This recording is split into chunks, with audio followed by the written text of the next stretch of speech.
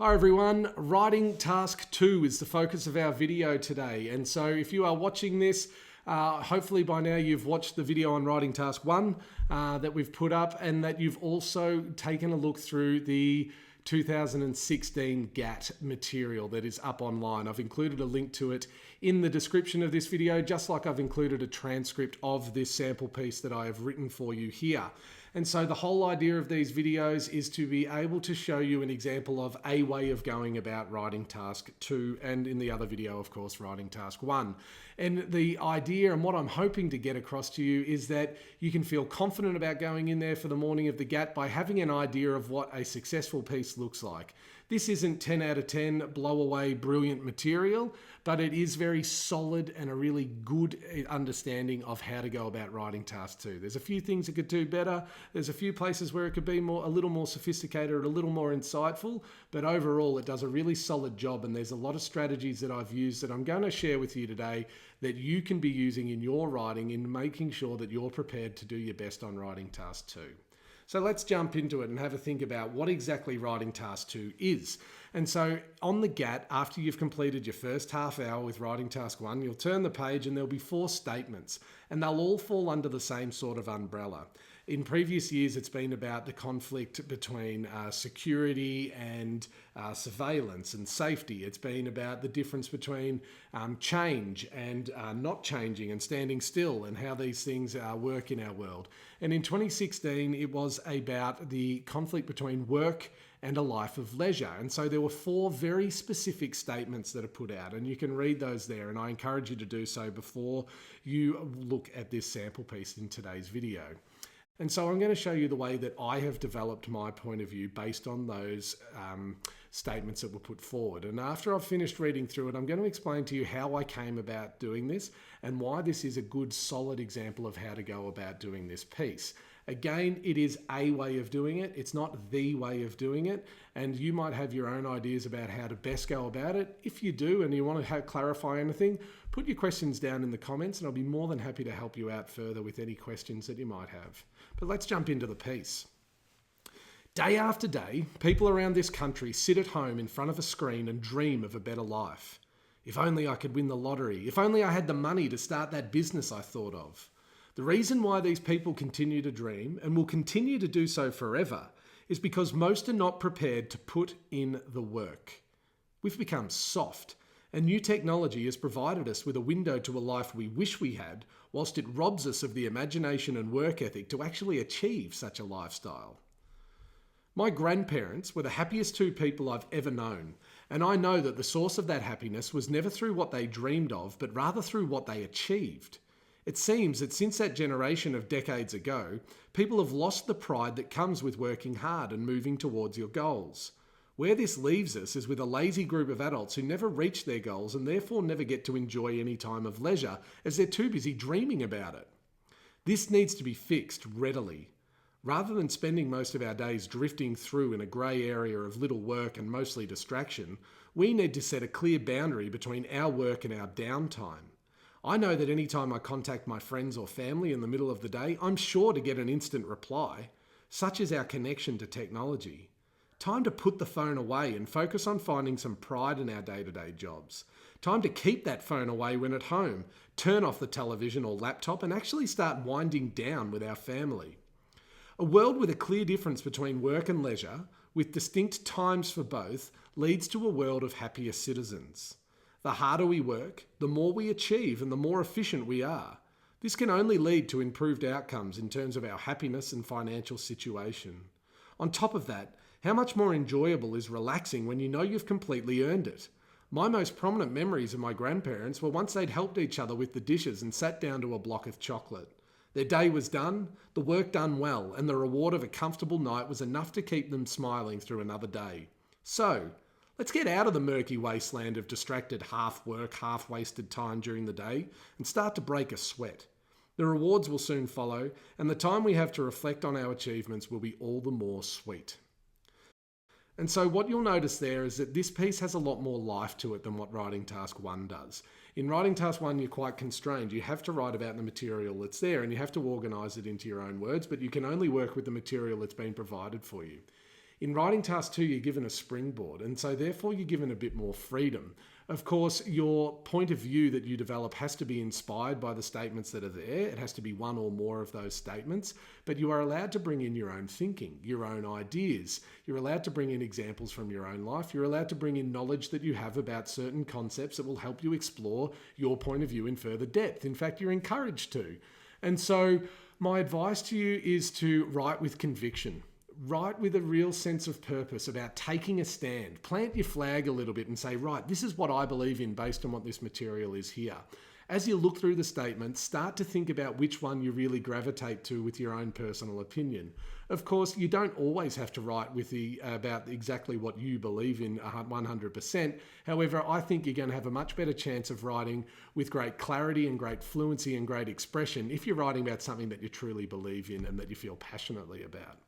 And so on top of that, take a few risks. And by that, I don't mean write anything outrageous or say something stupid or anything like that. But rather what I mean is make a bit of a name for yourself in terms of the language that you use, in terms of being bold. And like I said, that doesn't mean putting in some, over the top language or anything like that. But you'll notice that I've said things like, we've become soft. And so it's a bit like beating your chest and standing up on the soapbox a little bit, but a little bit of that is going to add a bit of spice to your writing. It's going to add a little bit of expression there.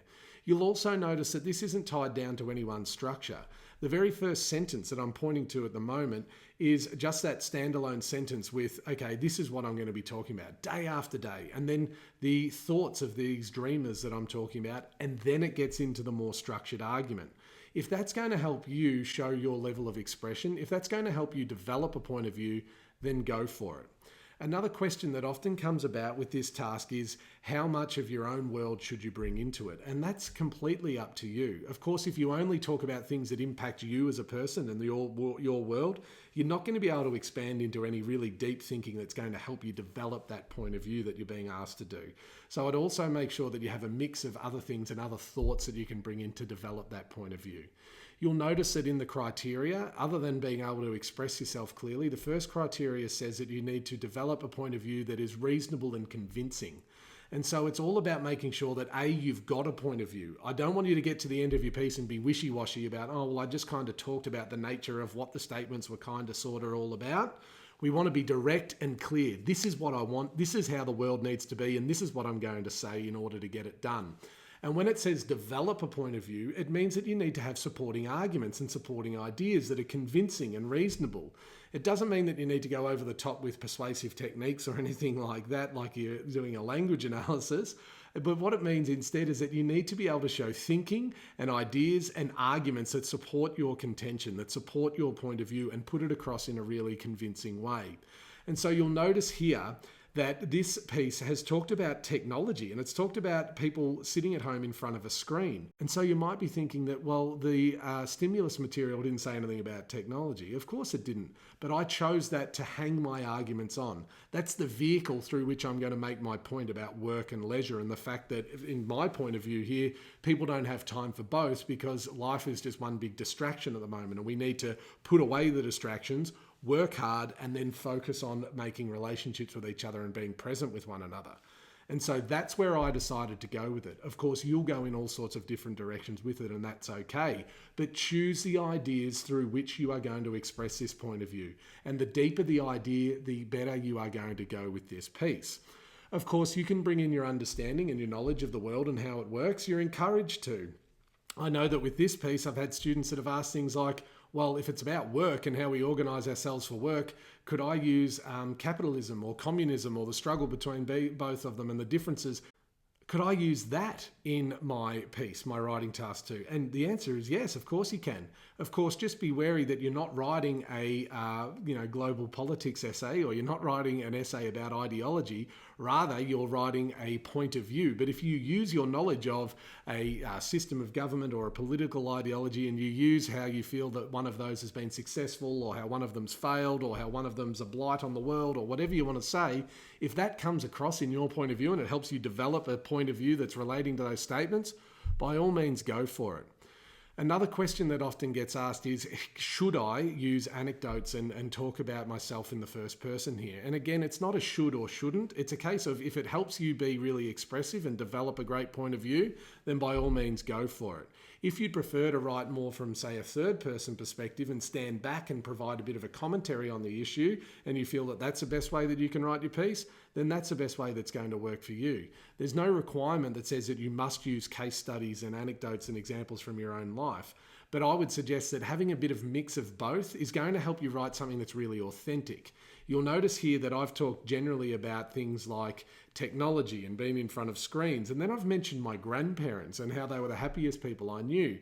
And so obviously that's quite personal, but it allows me to open up this idea of, pre-technology, pre-screens and these types of things, people did work and then they relaxed, and that was a happy life, and that's what we've gone away from. So the grandparents thing that then comes back later on just shows a bit of thought in the writing, but it also shows a nice little knack where they're referenced twice and they're used as an example of how I feel the world should be according to this piece. You'll also notice sentences such as this needs to be fixed readily. And this idea that I can also make sure that my writing is fluent and expressive by having shorter sentences, longer sentences, that I've got a bit of life to my writing. This is not a boring piece. This is meant to be a piece where you take a bit of a stand and write with a bit of life and vigor in making your point. Of course, I've always made sure that I have, really been clear in what I'm trying to say. Time to put the phone away. This must stop. All these types of things. It's pretty clear and direct language. It is a little bit like I'm standing on the soapbox, but I'd much rather perhaps go a little bit too far with that rather than go nowhere near it at all. I want to be expressive and I want to make sure that I'm making my point clearly. Of course, with that, I don't want to see people going on rants or anything like that, because the criteria says a reasonable and convincing way. And so if you just write 3/4 of a page without any page breaks or separation of examples or ideas or thinking, well then you're really just ranting, and that's not reasonable and convincing. You're not developing a point of view. So have a think about how you can do it, and make sure that you are looking at the statements, that you are choosing one or two, maybe three, it could be all four, but really that you're looking towards one of them. You think, yeah, that's really what my piece is mainly going to be about. Choosing a really clear point of view and working towards that point of view by bringing in examples and other ways of thinking about the world and why yours is an effective point of view that other people should agree with. Guys, that's the end of the video, but if you have any questions, put them down there in the comments and I'd be happy to help you out with anything that you might want clarified before you sit the GAT for this year. If you're new to our channel, please take a look around and see if we've done some videos on your texts. Chances are we have. We've also got some argument analysis material that we think will be really, really helpful for you. You can click on like if you've enjoyed the video and you've got something out of it. You can subscribe to our channel so you can keep on top of all the other videos that we'll be putting out. Until we see you next time, all the best for your studies and good luck.